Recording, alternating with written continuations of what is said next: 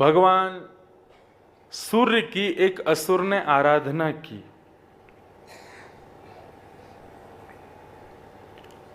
आराधना करने पर भगवान सूर्य ने उस असुर को वरदान देने के लिए सूर्य भगवान प्रकट हुए। उस असुर से पूछा, तुम क्या मांगना चाहते हो? तुमने इतनी आराधना की, हमारी तपस्या की, तुमको क्या चाहिए? तो उस असुर ने कहा, मुझे अमर बना दो। सूर्य बोले, क्षमा करना, अमरत्व का वरदान मैं नहीं दे सकता, क्योंकि मैं स्वयं अमर नहीं हूं। माताएं, बहनें, भाई लोग जो भी कथा में आते हैं, बिल्कुल शांति का परिचय दें। तो सूर्य से कहा कि मुझे आप अमर बना दीजिए। सूर्य बोले, मैं स्वयं अमर नहीं हूं। प्रलयकालीन समय जब आता है तब सूर्य का भी प्रलय होता है, ब्रह्मा का भी प्रलय होता है, तुम्हें अमर कैसे बनाऊं? उसका नाम महोद्भव, उस राक्षस का नाम। तो कहा कि मुझे अमर बना दो। तो सूर्य ने कहा, अमर नहीं बना सकता, तुम कुछ और मांग लो, जो मांगोगे सो दूंगा, लेकिन अमर नहीं बना सकता। तब उस राक्षस ने वरदान मांगा कि हे भगवान, मुझे ऐसा वरदान दे दो, मुझे बहुत सारे कवच दे दो कि मुझे कोई मार ना सके। तो सूर्य ने उसको सहस्त्र कवच दिए। बड़ी प्रसिद्ध कथा है ये। और सहस्त्र कवच प्राप्त करने के बाद उस राक्षस का नाम ही सहस्त्र कवच हो गया। उसके पास 1000 कवच थे। इसके कवच की विशेषता यह थी कि 1000 वर्ष जब तप करोगे तब तुम में इतना बल आएगा कि तुम सहस्त्र कवच के एक कवच को काट सको। समझ रहे हैं? 1000 वर्ष के तप से व्यक्ति में इतना बल आएगा कि वो सहस्त्र कवच के एक कवच को काट सके। तो सोचो, लाखों वर्ष तप करने के बाद सहस्त्र कवच मरेगा, उसको ऐसा वरदान मिला। अब तो सहस्त्र कवच को, जैसे ही सहस्त्र कवच प्राप्त हुए महोद्भव को, तो उसने देवताओं पर आक्रमण किया, स्वर्ग को अपना बनाने का प्रयास करने लगा। देवताओं पर जाकर के, ऋषि मुनियों को जाकर के उनके यज्ञों को विध्वंस करने लगा।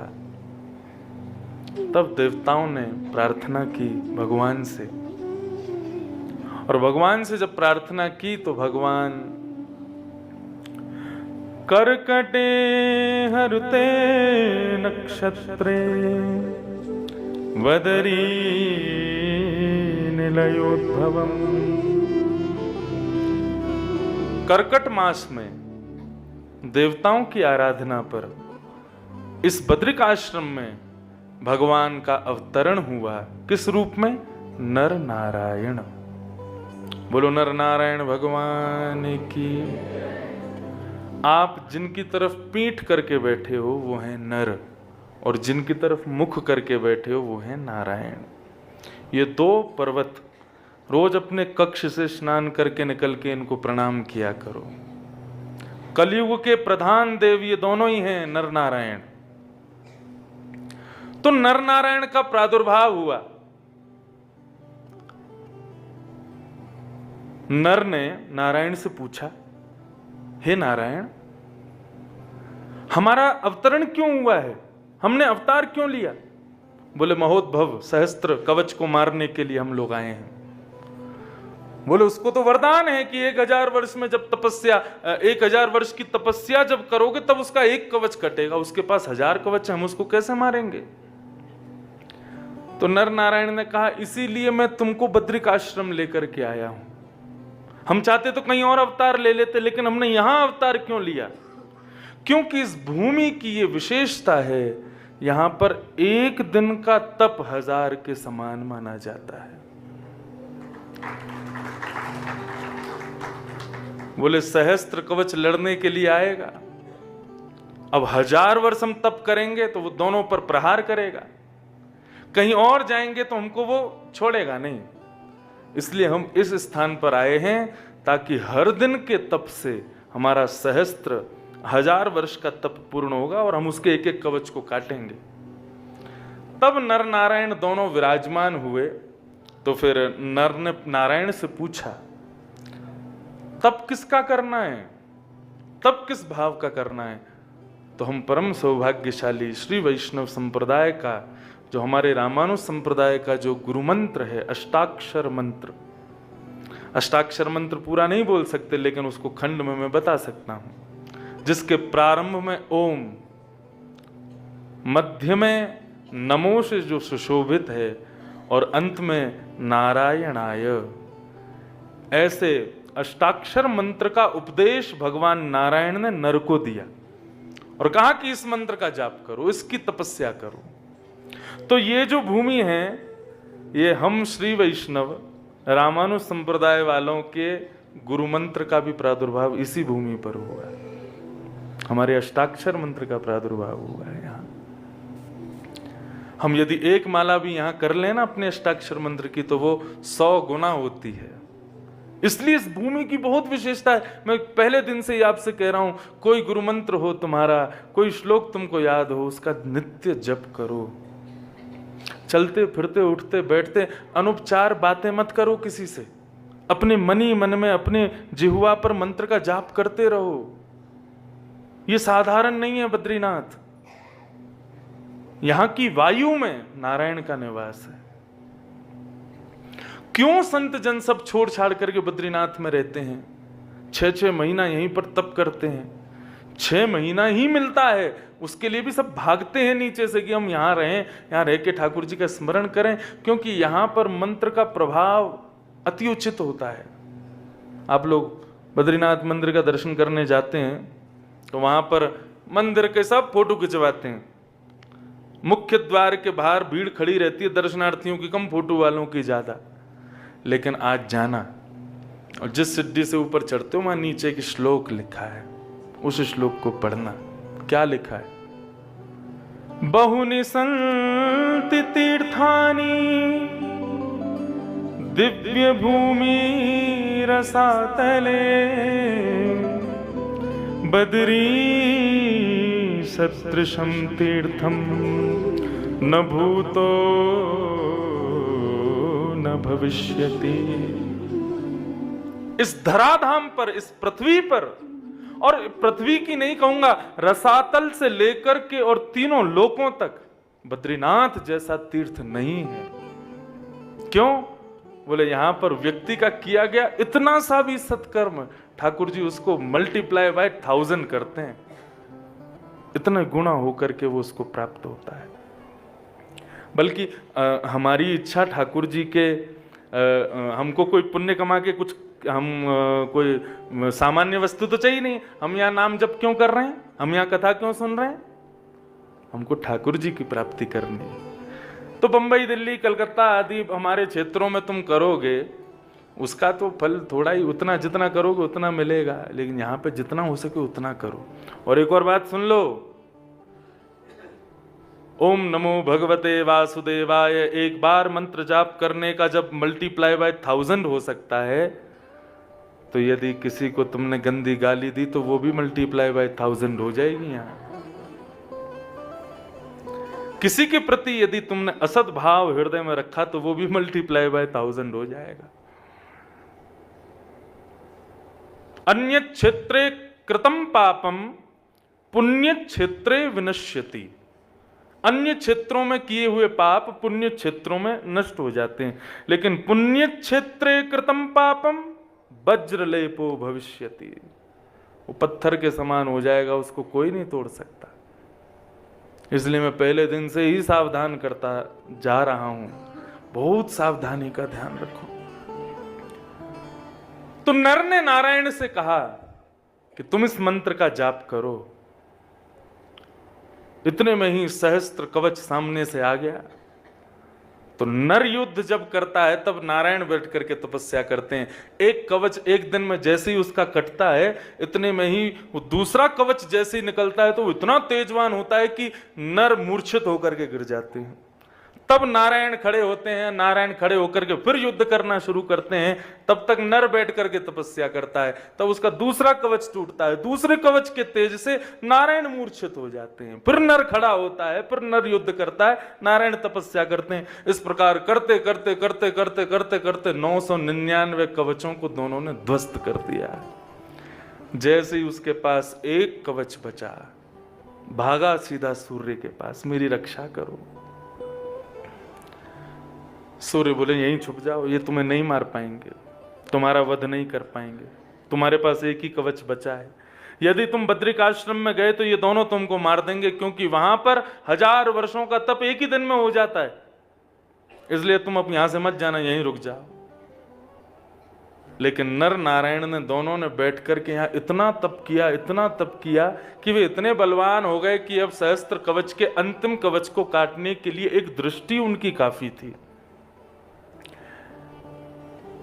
लेकिन अब यहां तो वो आने वाला नहीं था। तब उन्हीं सूर्य ने अपने उसी शिष्य को कुंती जी को पुत्र रूप में कर्ण के रूप में दिया। जब कर्ण वही सहस्त्रबाहु बनकर के महाभारत युद्ध में आए तो भगवान कृष्ण ही नारायण रूप और नर ही अर्जुन के रूप में प्रकट हुए। दोनों जब युद्ध करने के लिए गए, भगवान बोले इसके कवच मांगने पड़ेंगे। कर्ण का एक स्वभाव था, ब्राह्मण जो मांगे जब मांगे तब देता था। भगवान एक ब्राह्मण का रूप धारण करके गए। आज कर्ण युद्ध करने के लिए जा रहा था महाभारत युद्ध में, इतने में ही इंद्र ब्राह्मण का रूप धारण करके आ गया।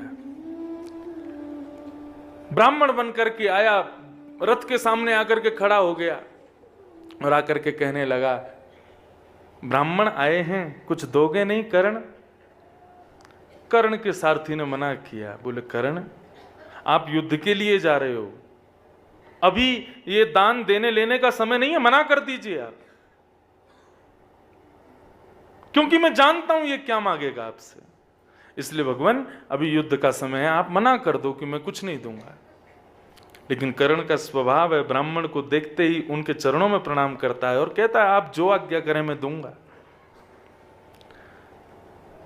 ब्राह्मण ने कहा मुझे अपने कवच कुंडल दे दो। कर्ण के नेत्र सजल हो गए। कर्ण साधारण पात्र नहीं है। कर्ण का पूरा जीवन बहुत सुंदर है। महाभारत में प्रत्येक मानव अपने जीवन में 5 अग्नियों को तापता है।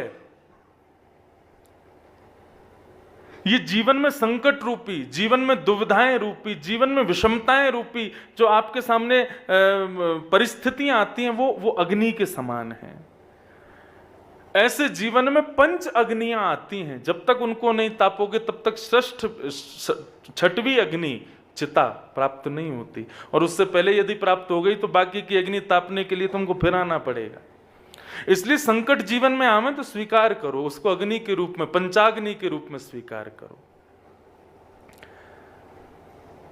कर्ण ने भी अपने जीवन में 5 अग्नियों को तापा। उसमें से एक अग्नि ये थी, जब सामने इंद्र खड़ा है ब्राह्मण के रूप में और कह रहा है अपने कवच कुंडल दे दो, तब सारथी चरणों में गिर करके कहता है कर्ण मना कर दो कि अभी मैं युद्ध के लिए जा रहा हूं, मैं नहीं दे सकता। तब कर्ण के नेत्र सजल हो जाते हैं और अपने सारथी से कहता है जरा सामने नजर उठा के देख, हम किससे युद्ध कर रहे हैं? बोला पांडवों से। बोले नहीं, पांडवों में अर्जुन के रथ के सारथी को देख, कौन है वो? बोले साक्षात कृष्ण, साक्षात नारायण। बोले तू ही बता, मानव यदि लड़ने के लिए आवे तो हम अपने बल का अभिमान करें कि मेरे पास कवच है, मेरे पास ये धनुष है, मेरे पास ये तलवार है, लेकिन यहां तो सामने लड़ने के लिए साक्षात नारायण खड़ा है।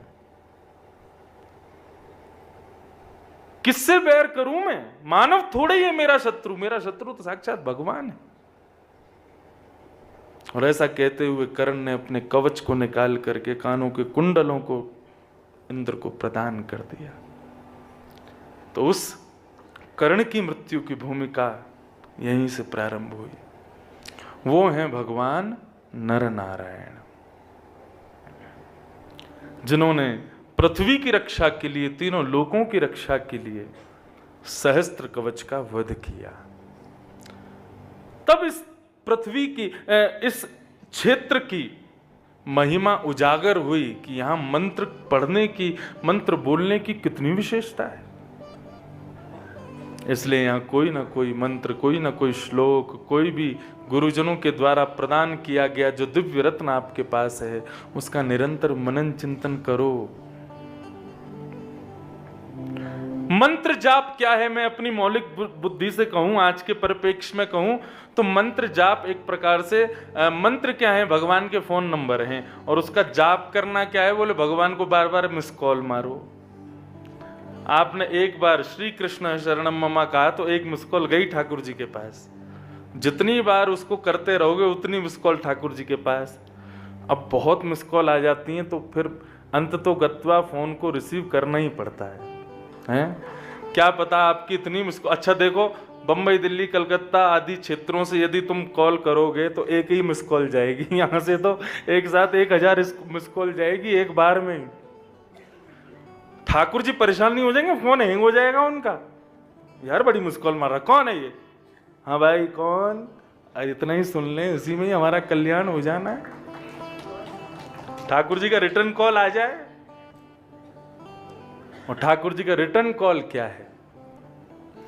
उनके प्रति जो हमारी प्रीति है, उनके प्रति जो हमारा प्रेम है, उनके प्रति जो हमारे भाव हैं, वो जब नेत्रों से अश्रुबिंद बनकर के छलकते हैं ना ठाकुर जी का स्मरण करते हुए, समझना ठाकुर जी ने मिस कॉल मारी है हृदय पर।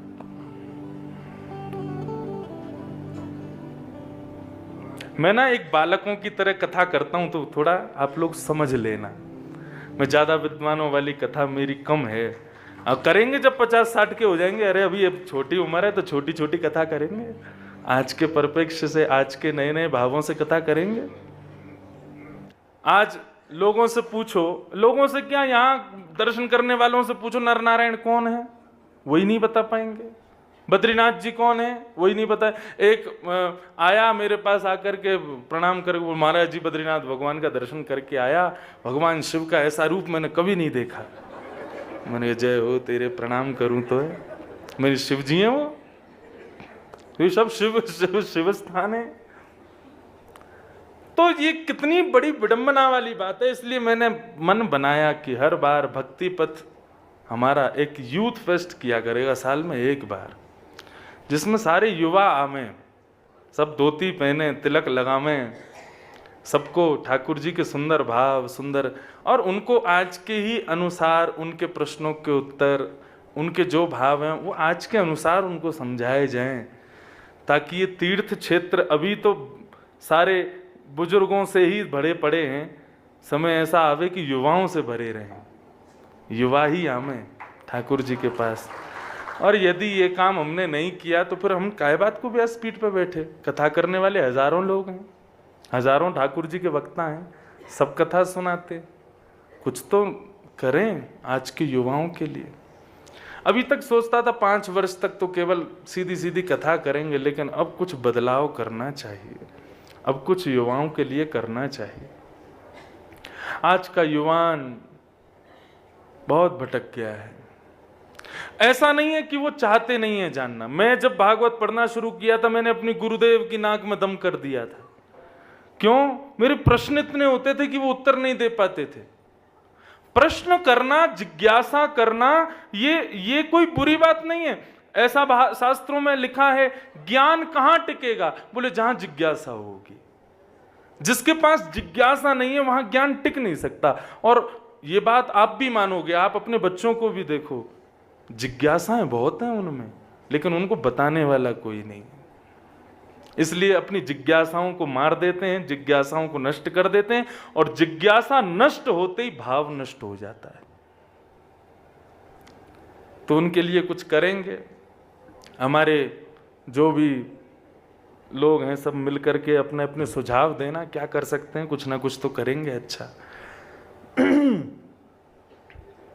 तो इस क्षेत्र में मंत्र जप का बहुत प्रभाव है। क्यों है? वो सब कथा हमने अभी अभी सुनी। दूसरा, आज क्या है? एकादशी। एकादशी की जन्मभूमि भी बद्रीनाथ है। मैं तो वही तो बोल रहा हूं कि अगर गिनती लास्ट वाले दिन पूरी गिनती काउंटिंग करके लाऊंगा कितने लोगों का जन्म हुआ है यहां पे। वैष्णवों को वैष्णव बनाने वाले जितने भी साधन हैं सबका प्रादुर्भाव बद्रीनाथ से हुआ है। हम वैष्णवों की राजधानी हैं बद्रीनाथ।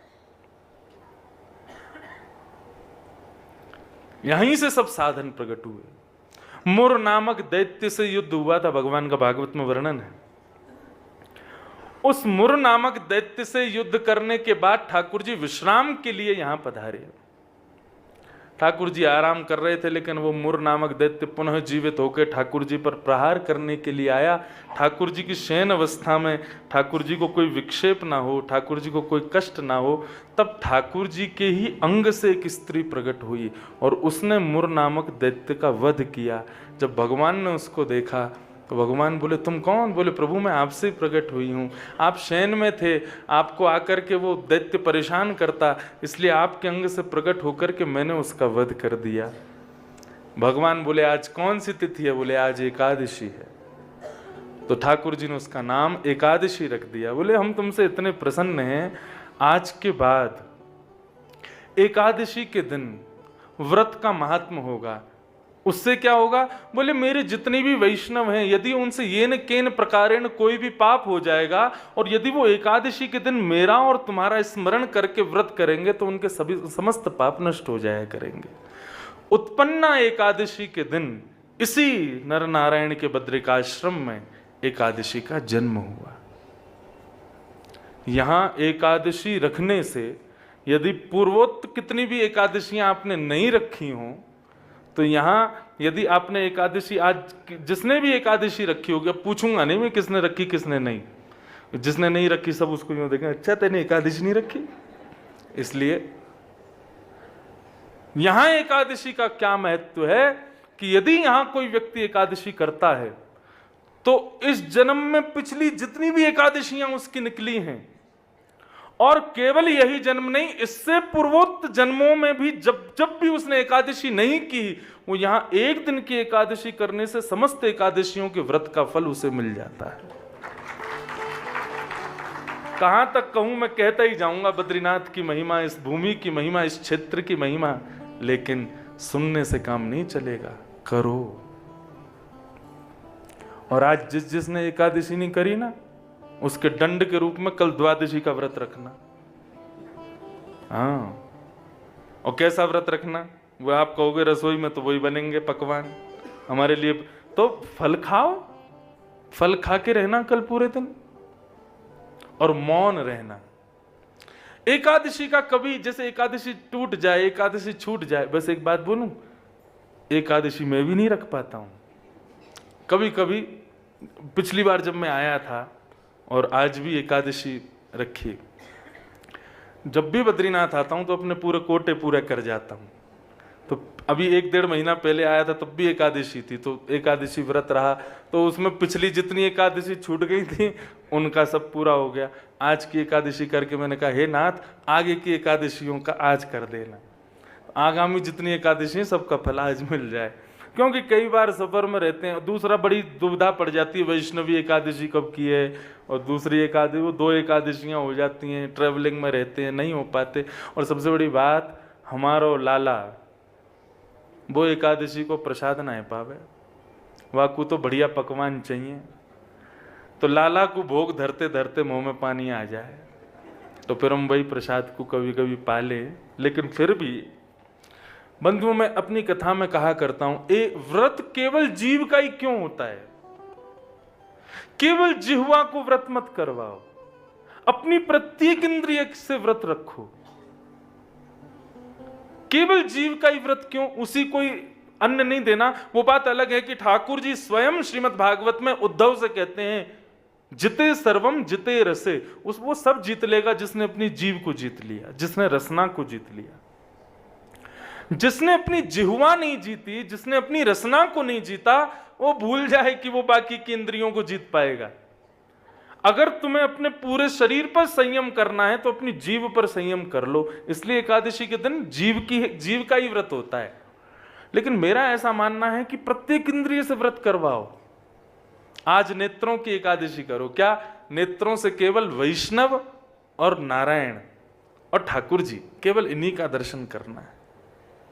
उसके अतिरिक्त कोई आ जाए तो नजर नीची करनी है। ऐसा नहीं कि उसको देखो नहीं, उससे कहो तुम हट जाओ, ये तो अपराध हो जाएगा। वैष्णव इतर यदि कोई आ जाए तो नजर नीची कर लो, नीचे नजर करके बात कर लो। लेकिन नेत्रों की एकादशी, आज केवल वैष्णव दर्शन, आज केवल ठाकुर जी का दर्शन। कानों की एकादशी, आज केवल हरि चर्चा सुनूंगा 24 घंटे और कुछ नहीं सुनना। चरणों की एकादशी, आज ठाकुर जी की पूरी प्रदक्षिणा में ही समय निकालूंगा। हाथों की एकादशी, ठाकुर जी के मंदिर मार्जन करूंगा, ठाकुर जी की सेवा करूंगा। हाथों को आज खाली नहीं बैठने दूंगा, ठाकुर जी की सेवा में ही रखूंगा। ऐसे अपनी प्रत्येक इंद्रिय से एकादशी करो, सब सुधर जाएंगी एक एक बार में।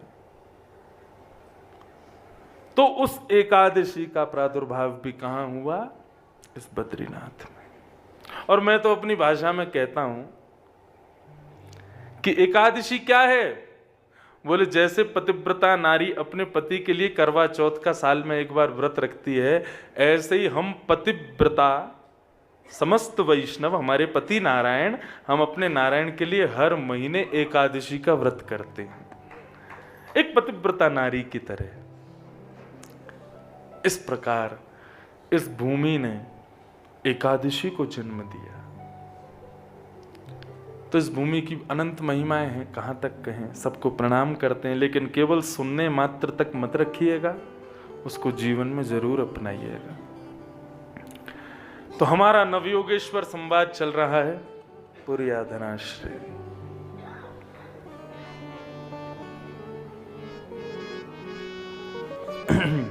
सब लोग बिल्कुल सावधानी से बैठो। राजा निमि के दरबार में 9 योगेश्वर बैठे हैं। योगी किसे कहते हैं? जो नित्य अपनी प्रत्येक इंद्रिय से कृष्ण में रमण करें।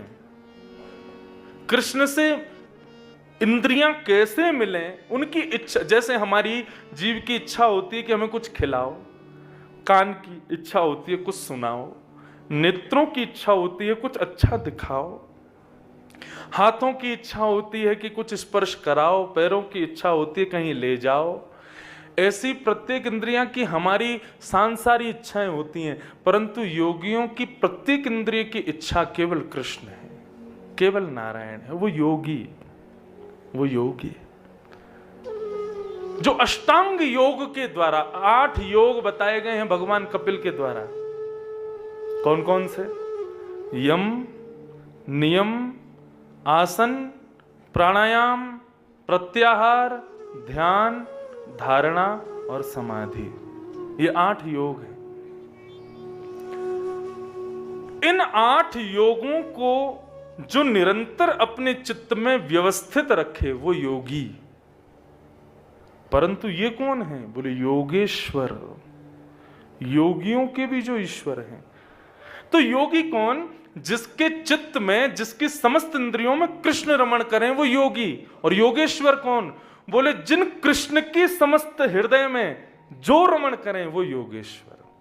नहीं समझे अभी? जिनके चित्त में, जिनकी बुद्धि में, जिनकी समस्त इंद्रियों में कृष्ण रमण करते हैं वो योगी। लेकिन जो लोग श्री कृष्ण के चित्त में रमण करते हैं, श्री कृष्ण के नेत्र में रमण करते हैं, श्री कृष्ण के हाथों में रमण करते हैं, श्री कृष्ण के मस्तिष्क में रमण करते हैं, वो योगेश्वर।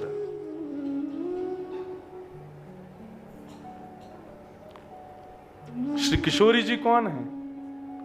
शब्द छोटा है लेकिन किशोरी जी भी एक योगेश्वर है। जाहि श्याम मुरली में टेरत, सुमिरत बारंबार, परम धन राधा नाम आधार। वह भी योगेश्वर है। और राधा रानी योगेश्वर है नहीं, योगेश्वरेश्वर हैं। योगेश्वरों की भी जो ईश्वर, माने कृष्ण के चित्त में जो रमण करें वो योगेश्वर, और उन कृष्ण के चित्त में रमण करने वाले योगेश्वरों के चित्त में जो रमण करें वो श्री किशोरी जी, योगेश्वरेश्वर। ये नव योगेश्वर हैं। इनके चित्त में ठाकुर जी रमण करें ऐसा नहीं, ये ठाकुर जी के चित्त में रमण करते हैं। और बंधुओं एक बात मैं कहूं, भक्ति पथ क्या है, भागवत धर्म क्या है, हमारे चित्त में ठाकुर जी रमण करें, वो तो पूरे विश्व के चित्त में रमण करते हैं। जो ठाकुर जी का भजन नहीं करता, ठाकुर जी उसके चित्त में भी रमण करते हैं। बस ये बात है कि उसके चित्त में थोड़ी बहुत देर रमण करते होंगे, हमारे चित्त में निरंतर रमण करते हैं। लेकिन भक्ति पथ क्या है, भागवत धर्म क्या है, हमारे चित्त में ठाकुर जी रमण करें, यहीं तक नहीं, हम स्वयं को ऐसा कर लें कि मेरा सुमिरन हरि करें, मैं पावा विश्राम। मैं सुमिरन हरि का ना करूं, मैं स्वयं को ऐसा बना लूं कि मेरा सुमिरन हरि करे, हरि मेरी इच्छा रखे, नारायण मेरी इच्छा करे, ठाकुर जी मेरी इच्छा करें। और वो कब करेंगे, जब हम उस योग्य बनेंगे। और उस योग्य बनने के लिए ही ये भागवत धर्म है कि हम उस योग्य बन सकें कि हम ठाकुर जी के चित्त में रमण करें।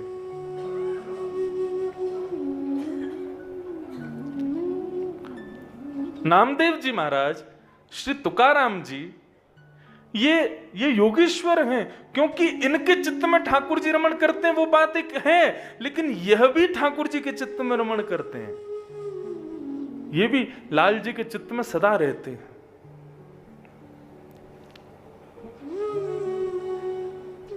ऐसे कितने प्रसंग हैं जहां ठाकुर जी अपने भक्त के लिए ना जाने क्या क्या करते हैं। भक्तमाल जी में कथा त्रिलोचन जी की, त्रिलोचन जी के यहां भगवान अंतर्यामी बन करके आते हैं, नन्हे से बालक। त्रिलोचन जी नित्य संत सेवा करते हैं। एक दिन वृद्ध हो गए तो ठाकुर जी से बोले, आपने मुझे संतान तो नहीं दी, लेकिन कोई सेवक दे दो जो संतों की सेवा कर सके। तो बंधुओं देखो, ठाकुर जी से आप संतान मांगोगे ना तो संतान मिलेगी, लेकिन ठाकुर जी से यूं कहोगे, हे नाथ मुझे गौ सेवा करने वाला, संत सेवा करने वाला, वैष्णव सेवा करने वाला एक बालक दो, तो बालक नहीं देंगे, ठाकुर जी स्वयं आ जाएंगे। क्योंकि संत सेवा, गौ सेवा और वैष्णव सेवा भगवान कहेंगे मुझसे बढ़िया कोई नहीं कर सकता।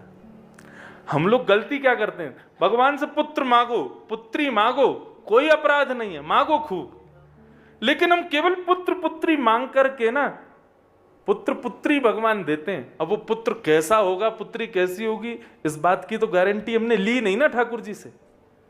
शॉपकीपर के पास जाते हो, वस्तु लेते हो तो गारंटी भी लेते हो ना। ऐसी ठाकुर जी से कुछ मांगा है तो गारंटी कहां गई आपकी। श्रीमद् भागवत में नंद बाबा क्या मांगते हैं, विष्णु आराधनार्थाय। हे नाथ, वे भी बद्रीनाथ आए थे, श्री नंद बाबा, वे भी केदारनाथ गए थे, चारों धाम गए, सब जगह जाकर के क्या मांगा, हमें एक पुत्र दो। कैसा पुत्र, बोले विष्णु आराधनार्थाय, जो गौ सेवा करे, जो संत सेवा करे, जो ब्रजवासियों की सेवा करे, ऐसा पुत्र दे दो। ठाकुर जी बोले, इस पुत्र के लिए तो फिर हमको ही आना पड़ेगा, हम किसी और को नहीं भेज सकते। ठाकुर जी से जो भी कुछ मांगो उसके बदले में ये जरूर रखो कि ठाकुर जी हमें जो ये वस्तु चाहिए, इससे आपकी सेवा, वैष्णवों की सेवा, गौ सेवा ये रुकनी नहीं चाहिए। ऐसी कृपा करना। जो भी युवान बैठे हैं यहां पर और या जो चैनल पर देख रहे हैं, जिनका ब्याह नहीं हुआ, बद्रीनाथ आकर के पत्नी मांगो, लेकिन कैसी पत्नी मांगो, तथा सचा परिवोडुकाम समानशीला ग्रह में दधेनुम। हे ठाकुर जी, हमें ऐसी पत्नी प्रदान करना जो हमारी भक्ति को दुगुना करे, 4 गुना करे, 10 गुना करे, जिसके आते हमारी माला छूट जाए, आपकी सेवा छूट जाए, ऐसी पत्नी मत देना। और जितनी भी बहनें कथा सुन रही हैं वो बद्रीनाथ आकर के पति मांगो। कैसा पति मांगो, बोले ऐसा ही पति दो भगवान जो आपकी भक्ति में हमको और आगे लेके चले। ठाकुर जी से वस्तु मांगो, लेकिन उस वस्तु का प्रयोजन भी ठाकुर जी के चरणों की प्राप्ति होनी चाहिए।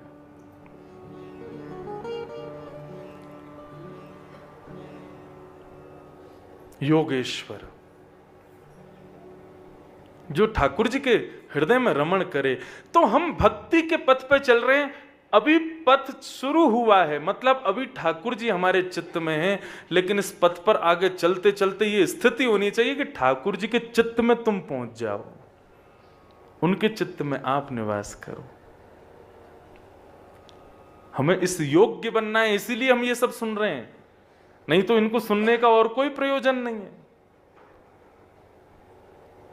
और वो प्रयोजन पूर्ण तब होगा केवल जब तक सुनने तक नहीं रहोगे, सुनकर के जीवन में उतारोगे जो जो बात यहां कही गई। कल 2 योगेश्वरों की चर्चा हुई थी। पहले योगेश्वर का नाम कवि और दूसरे योगेश्वर हैं हरि। तो प्रथम योगेश्वर से क्या पूछा गया था? आत्मकल्याण। बैठे हैं 500 लोग, उत्तर दे रहे हैं 5। इसी चीज का तो भय रखता है मुझको, सब क्यों नहीं बोले एक साथ। इसीलिए बार बार कहता हूं लिख के रखो, एक एक चीज नोट डाउन करो, भूल जाओगे नहीं तो बाद में। चलो अब 2 दिन की तो निकल गई, तीसरा दिन है आज। YouTube पे बाद में आएगी, फिर दोबारा रिवीजन कर लेना इस पूरे चैप्टर का। हाँ, ये पाठशाला ही है बंधुओं, और इस पाठशाला में, और देखो यहाँ तो इतनी बढ़िया पाठशाला बनी है, एक प्रिंसिपल है, एक वाइस चांसलर है, आदिगुरु शंकराचार्य, श्री वेदव्यास, और बीच में कौन बैठे हैं? पीछे कोऑर्डिनेटर, शाम को दिखते हैं बस थोड़ी बहुत देर, किस किस का होमवर्क हो गया देखने आते हैं, और हम टीचर। पाठशाला है। तो दूसरे जो योगेश्वर हैं,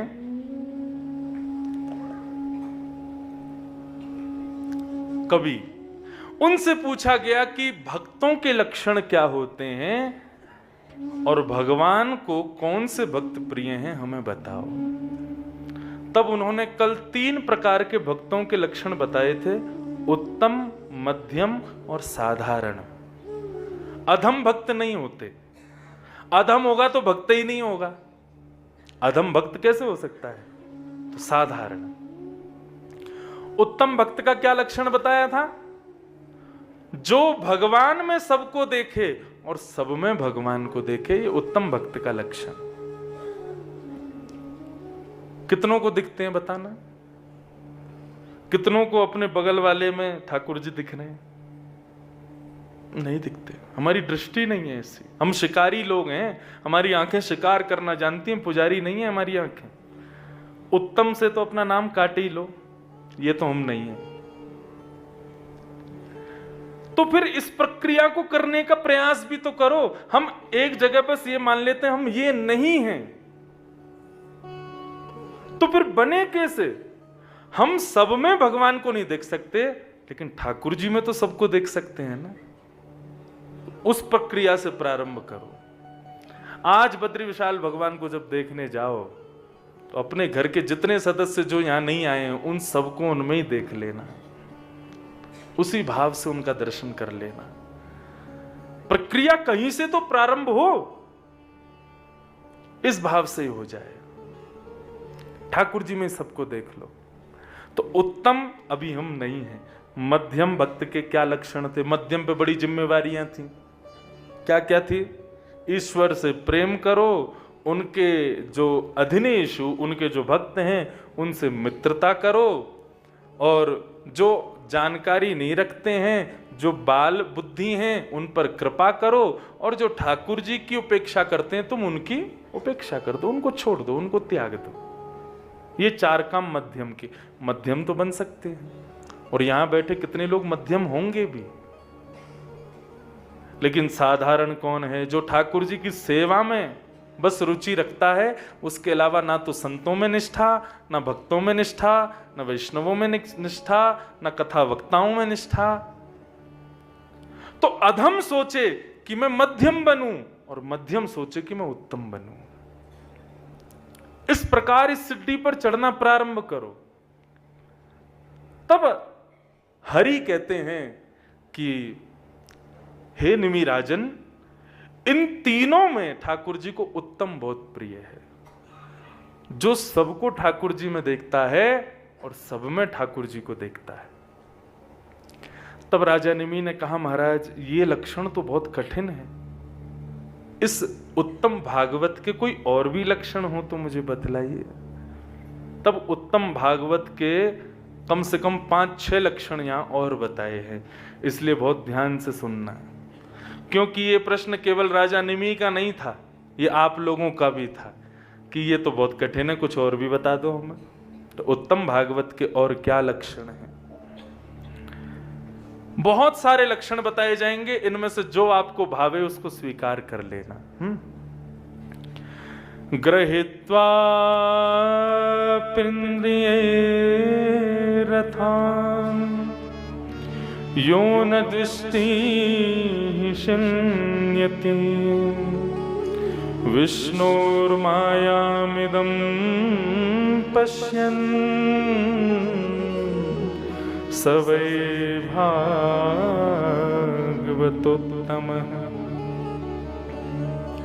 बहुत साधारण सा अर्थ है इसका। आप जो चाहते हो वो यदि आपको नहीं मिलता तो हमारे साथ क्या होता है?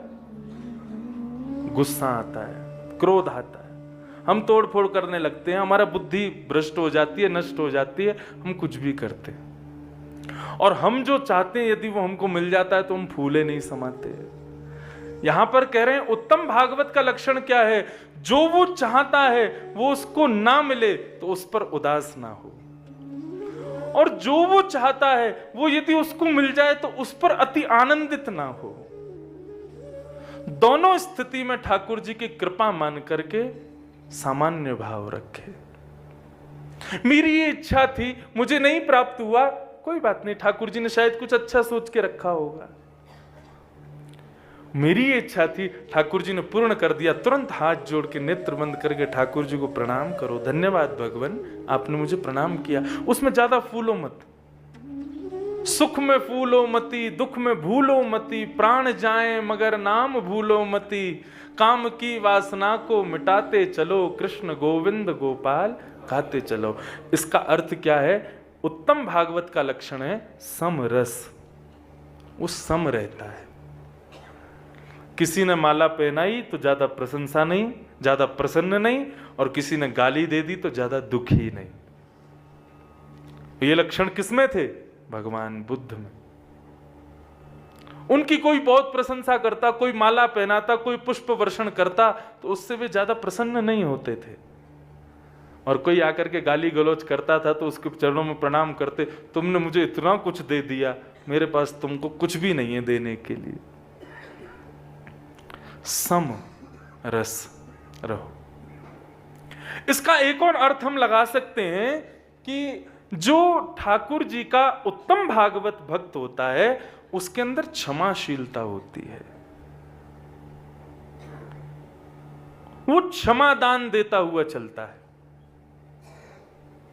समझते जा रहे हैं ना? ये सब पॉइंट्स लिखने लायक हैं और फिर ये जीवन में उतारने लायक है। क्षमाशीलता। आप लोग कहेंगे लेकिन महाराज कई बार ऐसी स्थिति हो जाती है, सामने वाला इस स्थिति में हमको पहुंचा देता है कि वो क्षमा का पात्र नहीं होता, तब क्या किया जाए? एक ही भाव अपनाओ, एक ही बात समझो। कैसी भी परिस्थिति हो जीवन में, सामने वाला आपको कुछ भी कहे, कुछ भी कह दे, आप उसको प्रकृति के हवाले छोड़ दो। धर्म के 10 लक्षणों में सबसे पहला लक्षण क्या है? धैर्यता। अब उसमें जाऊंगा, बहुत अंदर चला जाएगा, लेकिन आप केवल इतना समझ लो, आपसे किसी ने कुछ गलत कहा, आपके साथ किसी ने कुछ गलत किया, आप तुरंत उस पर एक्शन जब लेते हो ना, तो उसके किए का फल उसको दे देते हो, और आप केवल उतना फल दे पाते हो जितना आपका बल है, उतना दंड दे पाते हो जितनी आपकी क्षमता है। लेकिन यदि आपके साथ किसी ने बुरा किया है या किसी ने कुछ गलत किया है और आप उसको यदि क्षमा कर देते हो, तो ये मत सोचना कि अब उसका कुछ बिगड़ेगा नहीं। वो प्रकृति के हवाले है, आपका बदला प्रकृति लेगी उससे। और प्रकृति जब बदला लेती है तो वो आपके बल से 1000 गुना ज्यादा तीव्र होकर के लेती है। कोई तुम्हें बुरा कहे सुनकर करो क्षमा, अपनी वाणी का स्वर संभाल लो, बस हो गया भजन। तो उत्तम भागवत का हम एक लक्षण ये भी मान सकते हैं कि उसके भीतर क्षमाशीलता होती है और समरसता होती है। वो मन चाही वस्तु प्राप्त होने पर बहुत उछलता नहीं है और मन चाही वस्तु प्राप्त न होने पर दुखी नहीं होता, समरस रहता है। दोनों स्थितियों में ठाकुर जी की कृपा मान करके आनंदित होता है। एक वो कथा है ना, एक राजा था, अपनी सेना के साथ शिकार खेलने वन में गया। सेना तो उसकी कहीं छूट गई, परंतु राजा और राजा का मंत्री ये दोनों अकेले रह गए वन में। तभी राजा ने एक मृग को देखा। उस मृग को मारने के लिए राजा ने जैसे ही बाण निकाला तो बाण के नुकीली धार से राजा की उंगली कट गई, रक्त बहने लगा। राजा कहने लगा, अरे मंत्री देखो मेरी उंगली कट गई, रक्त निकल रहा है। मंत्री बोला, जो हुआ सो अच्छा हुआ, भगवान की कृपा है। बोले, तुम कैसे मंत्री हो, मेरी उंगली कट गई, रक्त निकल रहा है और तुम कह रहे हो जो हुआ सो अच्छा हुआ, भगवान की कृपा। तू रुक, तुझे लेकर के लौट करके लेके जाऊंगा, तुझे कारागृह में डाल दूंगा, तुझे बंदी बना लूंगा अपना। बोले, जो होगा सो अच्छा होगा, भगवान की कृपा। दोनों बोले, अब ढूंढो सैनिक कहां है हमारे। सैनिकों को ढूंढते ढूंढते कोल भीलों के गांव में पहुंच गए। कोल भील अपनी देवी की पूजा कर रहे थे और बलि चढ़ाने के लिए नर को ढूंढ रहे थे। तभी राजा और उसका महामंत्री मिला, दोनों को बंदी बना लिया। बोले, इनकी बलि चढ़ेगी अब। राजा बोले कि अब हमारी बलि चढ़ने वाली है। बोले, जो होगा सो अच्छा होगा, भगवान की कृपा। बोले, कैसा आदमी है, मेरी उंगली कट गई तो भगवान की कृपा, ठाकुर जी के सन्मुख हमारी बलि चढ़ने वाली तो भगवान की कृपा।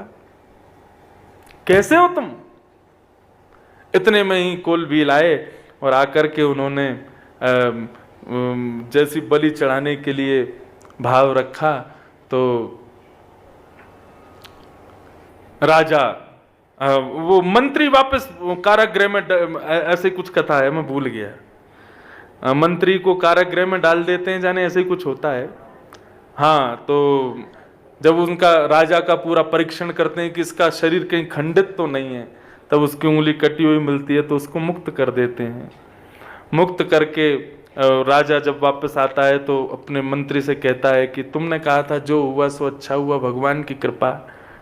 क्यों कहा था, मैंने तुमको कारागृह में डाल दिया, तुमको कैसे पता था कि जो हो रहा है सो अच्छा हो रहा है। बोले, प्रभु मैंने कहा था जो हुआ सो अच्छा हुआ, जब आपकी उंगली कटी आपने मुझे कारागृह में डाल दिया। उसके बाद जब आप शिकार खेलने गए आपको सैनिकों ने, कोलभीलों ने पकड़ लिया आपकी बलि चढ़ाने के लिए। आपको क्यों छोड़ दिया, क्योंकि आपका अंग खंडित था। यदि पहले आप मुझे कारागृह में नहीं डालते और यदि मैं आपके संग ही कोलभीलों के यहां जाता तो मेरी बलि चढ़ जाती। आप तो खंडित होने की वजह से बच जाते, मेरी बलि चढ़ जाती, इसलिए जो हुआ सो अच्छा हुआ। कथा सबको पता है। अब इतनी कथाएं, छोटा सा दिमाग है, वो बहुत सारी कथाएं भरी है, कभी कभी इधर उधर हो जाती है तो छोड़ो, समझ आ गया ना बस। हाँ, बस ये समझ आना चाहिए। तो जो हो रहा है सब ठाकुर जी की कृपा। समरसता ये उत्तम भागवत का लक्षण है। हम बद्रीनाथ में स्वस्थ हैं तो इस पर आनंदित रहो, ज्यादा फूलो मत। अरे मैं तो स्वस्थ हूं, दूसरा बेचारा कोई अस्वस्थ है तो अरे तू बीमार हो गया है, तेरी श्वास नहीं आ रही, चल कपूर सूंघता रहे, मैं तो जा रहा हूं चरण पहाड़ी चढ़ने। और उसको दिखा देगा कि तुम चरण पहाड़ी चढ़ रहे हो, माना जा रहे हो, सतो पंथ जा रहे हो, घूम घाम के आओगे तो पता चली बगल में तुम भी कपूर सूंघ रहे हो। ज्यादा उछलो मत, मन चाही वस्तु मिलने पर सम रहो, और मन चाही वस्तु ना मिलने पर भी सम रहो। ठाकुर जी की दोनों स्थिति में कृपा मानने वाला उत्तम भागवत। उत्तम भागवत का दूसरा लक्षण क्या है? दूसरा तो बता दिया, अब तीसरा लक्षण क्या है? न काम कर्म बीजानाम यस्य चेतसि संभव वासुदेवैक निलय सवै भागवतोत्तम। आहा, एक शब्द इस श्लोक का इतना सुंदर है, वासुदेवैक निलय। अद्भुत। बंधुओं, यदि नवयोगेश्वर संवाद सुन लिया जाए ना ध्यान से, वैसे तो यहां पर निमि महाराज और वसुदेव जी कहते हैं सुनने मात्र से कल्याण हो जाता है, लेकिन करने लग जाओ, जीवन में उतारने लग जाओ तो बहुत अच्छा, लेकिन सुन भर लो। मुझे विश्वास है जीवन में आपकी जितनी भक्ति अभी है ना, उससे 5 कदम आगे तो पहुंचे ही जाओगे। क्या कह रहे हैं? उत्तम भागवत का तीसरा लक्षण है कि उसके हृदय में ठाकुर जी से कभी कुछ कामना नहीं रहती। न काम कर्म भी जाना। वो जब भी ठाकुर जी के सामने जाता है तो शून्य बन के जाता है। उसके हृदय में कुछ मांगने की इच्छा नहीं है। और ये ऐसा भक्त कौन था बताओ भागवत में? प्रहलाद। प्रहलाद जी के सामने जब ठाकुर जी प्रकट हुए और प्रकट होकर के कहने लगे प्रहलाद कुछ मांग ले, तो पहले तो प्रहलाद जी महाराज अपने भाव बताने लगे, बातें बदलने लगे, और ठाकुर जी की बात का कोई विशेष रूप उत्तर नहीं दिया कि मुझे क्या चाहिए। वाह, उत्तम भागवत का लक्षण क्या है? न काम कर्म बीजानाम यस्य चेतसि संभव। आहा, ये तो पहली बात, जिसके हृदय में ठाकुर जी से कुछ मांगने की कामना कभी प्रकट ना हो। कुछ मत मांगो लाल जी से। पूज्य पिताजी महाराज कहते हैं ठाकुर जी से मत मांगो, ठाकुर जी को मांगो। उनसे कुछ मत मांगो, उनसे उन्हीं को मांग लो, आप मिल जाओ हमको, बस और कुछ नहीं चाहिए।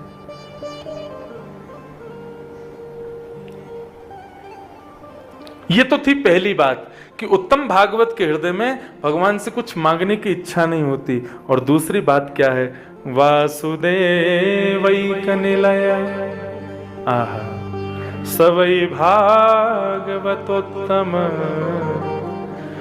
जो अपने हृदय को भगवान का निलय माने की घर बना करके रखता है और कृष्ण को उस निलय में निवास प्रदान करता है, उस हृदय रूपी निलय में। या फिर ऐसा कहा जाए वासुदेवैक निलय, मतलब श्री कृष्ण ही उसके आलय हैं, उसका निवास स्थान है। कृष्ण से जुड़ी हर वस्तु ही उसकी सब कुछ है, उसके अलावा संसार में वो किसी को अपना नहीं मानता। कृष्ण संबंधी हर वस्तु उसकी। ये उत्तम भागवत का लक्षण है। वासुदेवैक निलय सवै भागवतोत्तम। तन तो मंदिर है और उसमें मन है वृंदावन। मन के वृंदावन में बसेंगे श्री राधा रमण। ये मन ही वृंदावन है, उसी में ठाकुर जी निवास करते हैं। तो ये उत्तम भागवत का तीसरा लक्षण। अब उत्तम भागवत का चौथा लक्षण बता रहे हैं। क्या? नयस्य जन्म कर्माभ्याम न वर्णाश्रम जाति भी सज्जतेस्मिन् अहम भावो देहे वे स हरे प्रिय। जो ठाकुर जी को प्रिय हैं उनका कैसा रूप होता है? जो अपने जन्म से, अपने वर्ण से, अपने आश्रम से, जाति के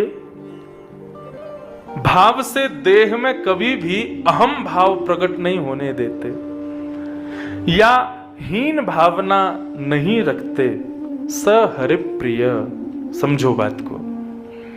उच्च कुल में जन्म हुआ, उच्च घर में जन्म हुआ, उच्च परिवार में होने के बाद भी ठाकुर जी की भक्ति में कभी अहमता नहीं आती कि मैं तो ऐसे परिवार से आता हूं, अरे ये सेवा तो मैं ऐसे चुटकी में कर दूंगा, मैं तो ऐसी जाति का हूं, ये तो मेरा कर्म है, मैं इसको तुरंत कर दूंगा।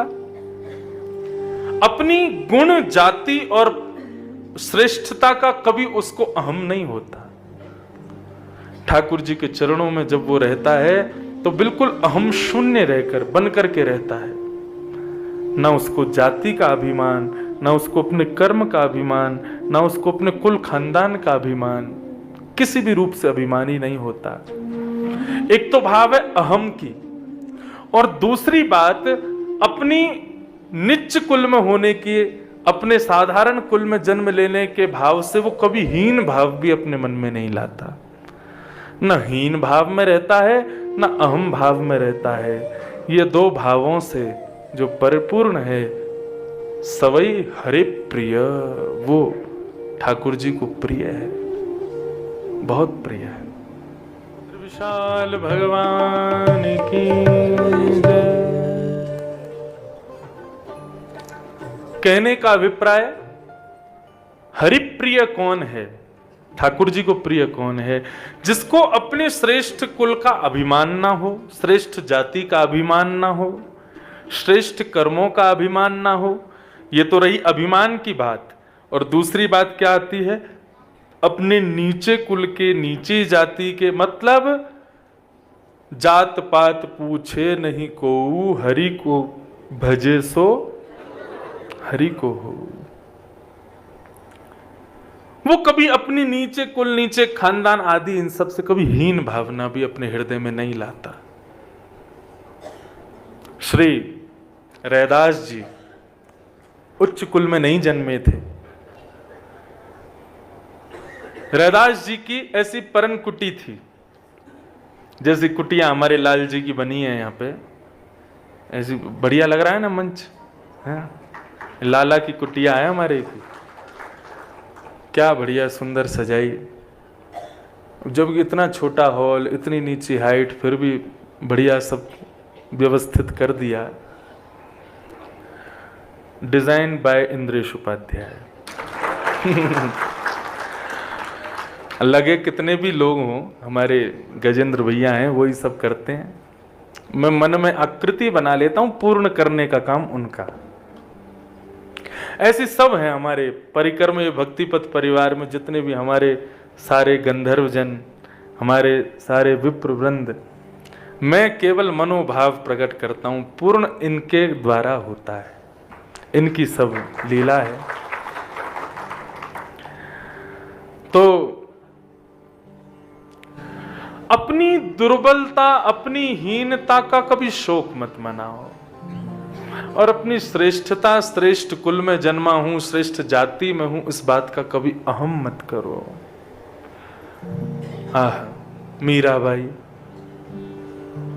मीराबाई के लिए एक से एक साड़ियां आती हैं, एक से एक श्रृंगार आता है, एक से एक वस्तु में पहनने के लिए आती हैं, लेकिन मीराबाई कुछ नहीं धारण करती, भगवा वेश धारण करके घूमती रहती हैं। सब कहते हैं, अरे मीराबाई थोड़ा अच्छा श्रृंगार किया करो, तुम राजा की पुत्री हो, राजघराने की कन्या हो, अपना अच्छा स्वरूप धारण करो।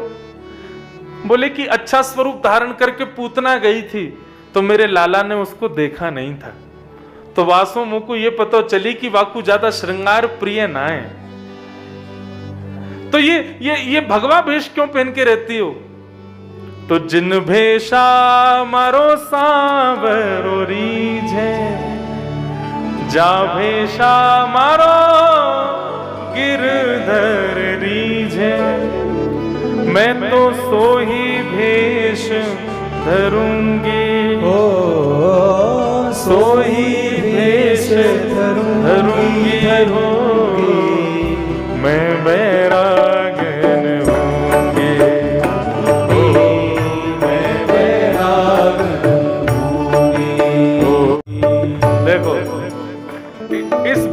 प्रसन्न होते हैं ठाकुर जी। ऐसा वेश धारण करो जिससे संसार ना रीझे, ठाकुर जी रीझे। बद्रीनाथ भगवान के सामने ऐसे बन के जाओ कि हजारों में बद्रीनाथ भी नेत्र खोल के देखें कौन आया, बोले अच्छा ये आया है। ऐसे वेश पर ठाकुर जी। एक वो राधा रानी कहाँ है, कहाँ, बुलाओ इधर बुलाओ, आओ आओ आओ। अरे सो गई क्या? सो गई राधा रानी, इतनी प्यारी बन के आई है आज। अब उठाओ नहीं, जब उठ जाए खुद तब भेज देना। ओ जिन भेषा मारो गिरधर रीझे, जिन भेषा मारो।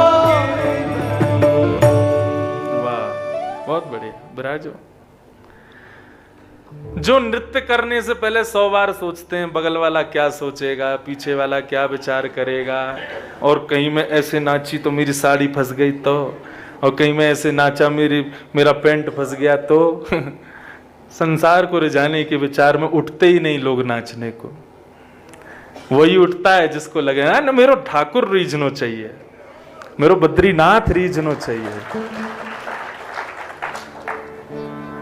हम अभी भी संसार के रिझाने में ही लगे हैं, ये रीझ जाएं, वो रीझ जाएं, ये मान जाएं। आपको एक बात सत्य बताऊं, भागवत व्यासपीठ पर भी एक भाव आता है, यदि यहाँ का वक्ता श्रोताओं को रिझाने के लिए कथा करता है तो उसकी वाणी का अस्तित्व नष्ट हो जाता है। नहीं, मेरे सामने शंख चक्र गदा पद्मधारी नारायण विराज रहे हैं, नीचे प्रभु चरित्र सुनवे को रसिया श्री हनुमान जी विराज रहे हैं, यहाँ राधा रमन जी विराज रहे हैं, गोपाल जी विराज रहे हैं। ये रीझने चाहिए, कथा से इनको सुख मिलना चाहिए, इनको आनंद आना चाहिए, सबको अपने आप आ जाएगा। और कई लोग तो ऐसे कितनी बढ़िया कथा कर लो उनको फिर भी सुख नहीं मिलता है, क्या करोगे, कब तक रिझाओगे? Expectations always hertz. इस संसार से आशा रखोगे परम दुखम ही प्राप्त होगा। आशा रखनी है तो श्याम सुंदर से रखो, श्री बद्रीनाथ से रखो, ठाकुर जी से रखो। आशा संसारी आशा नहीं, संसारी आशाएं नहीं रखनी है। जिसमें संसार की माया मोह की दुर्गंध आती हो ऐसी आशाएं ठाकुर जी से नहीं रखनी। ठाकुर जी के दर्शन की अभिलाषा, ठाकुर जी की प्राप्ति की अभिलाषा, ठाकुर जी की कृपा की अभिलाषा भी एक प्रकार से संसारी अभिलाषा ही है। कृपा का मतलब क्या है? हम पर कृपा बनाए रखना, हम ऐसे ही रहें हमेशा। हम तो कृपा की भी आकांक्षा नहीं करते, ठाकुर जी से कृपा की भी अभिलाषा नहीं है। हम उन्हीं के रहें, वो हमारे रहें, श्याम सुंदर सदा हमको प्यारे रहें। केवल बस इतनी आशा। एक पद है, मुझे याद नहीं आ रहा, मैं खोज के लाऊंगा, उसमें ये भाव वर्णन है। अष्ट सखा कहते, केवल आप मुस्कुरा देते हो ना, मेरे रोने से तुमको जो आए हंसी, तो रो रो कर तुमको हंसाया करो। बस वो प्रसन्न रहे हमसे, वो कैसे भी रहे। ये बात, ये उत्तम भागवत का लक्षण है।